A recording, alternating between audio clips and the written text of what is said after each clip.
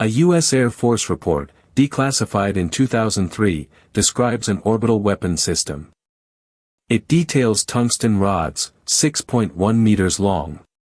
These rods are launched from space at Mach 10. The kinetic energy destroys any buried target without a nuclear explosion. The file contains 3 pages. Page 2 is incomplete. An entire line is blackened out. That line describes a test that never happened. Officially, this public report seems banal. But what it hides challenges 70 years of history surrounding a program believed to be dead. In 1950, Jerry Pournelle, a researcher at Boeing, conceptualized Project Thor. This project involved launching metallic rods from space to strike any point on the globe in under 15 minutes. The project remains theoretical. It is not classified. Yet, no official follow-up is provided. In 1967, the Outer Space Treaty banned weapons of mass destruction in orbit. Project Thor vanished from radar. But in 2003, a U.S. Air Force report resurfaces. It describes the exact same concept, hypervelocity rod bundles. The report cites ballistic calculations and a feasibility study. It mentions a potential adversary. It names no one. The real question is why this report was voluntarily declassified. Why reveal an orbital weapon program during a war on terrorism? Why are all the technical appendices blackened out? Searching the Pentagon archives, investigators find an earlier trace. They find a kinetic projectile used in Korea and Vietnam, the Lazy Dog bomb. It was a simple steel dart, launched from an aircraft, without an explosive. It was lethal. It was the ancestor of the rods from God. Between the Lazy Dog of the 50s and the tungsten rods of 2003, there is a 50-year gap. This is a documentary void.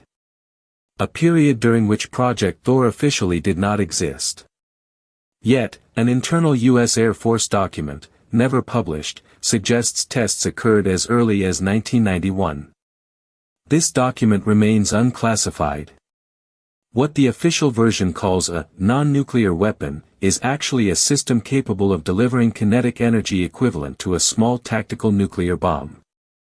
The declassified document suggests this. A multi-ton tungsten rod striking the ground at Mach 10 creates a crater and a shockwave comparable to a low-yield nuclear explosion. Officially, the goal is surgical: destroy an underground bunker without radioactive dispersion. But the same documents show that the yield calculations for a salvo of multiple rods change the scale. A concentrated barrage could level an area the size of a city. The contradiction is stark. The weapon is presented as clean and limited, but the physical parameters allow for much wider use. The 2003 report mentions a directional propulsion system to guide each rod.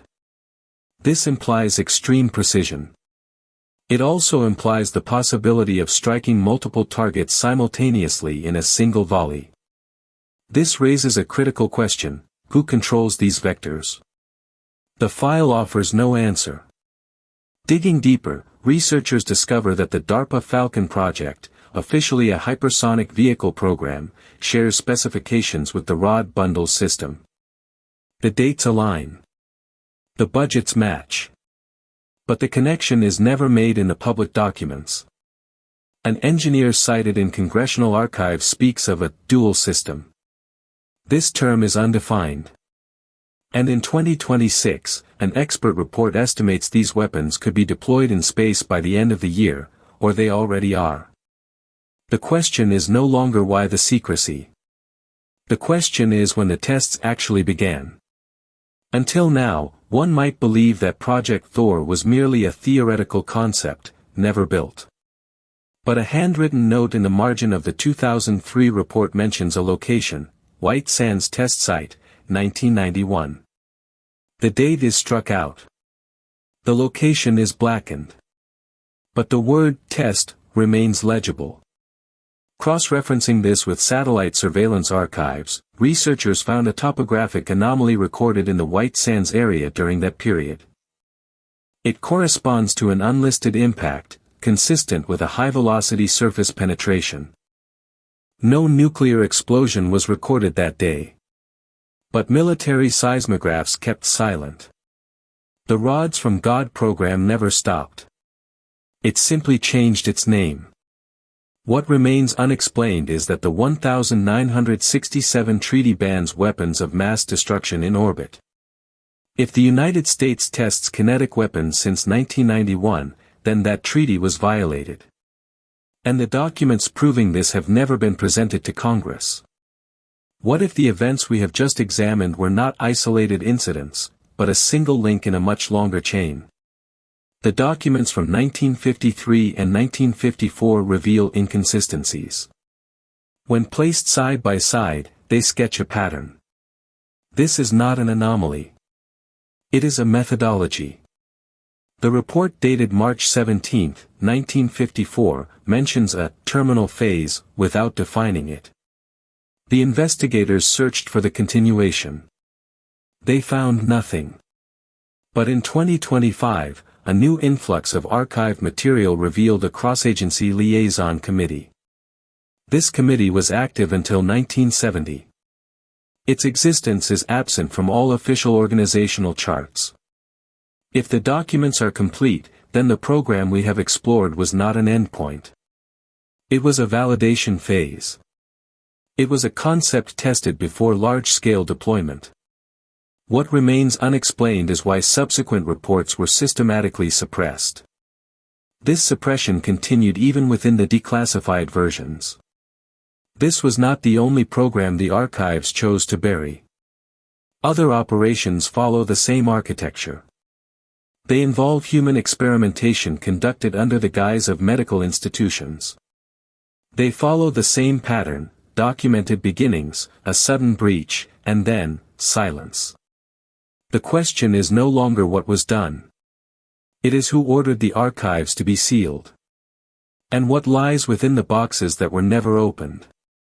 A file of 8 pages, declassified in November 2024, carries the designation CIA, RDP 63-00123.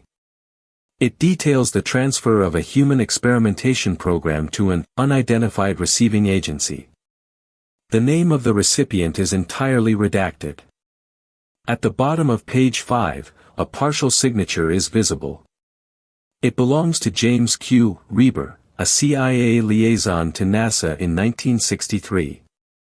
Reber oversaw the security protocols for the Apollo missions. The document specifies that the transfer included human subjects under MK protocol. The file is dated May 14, 1963.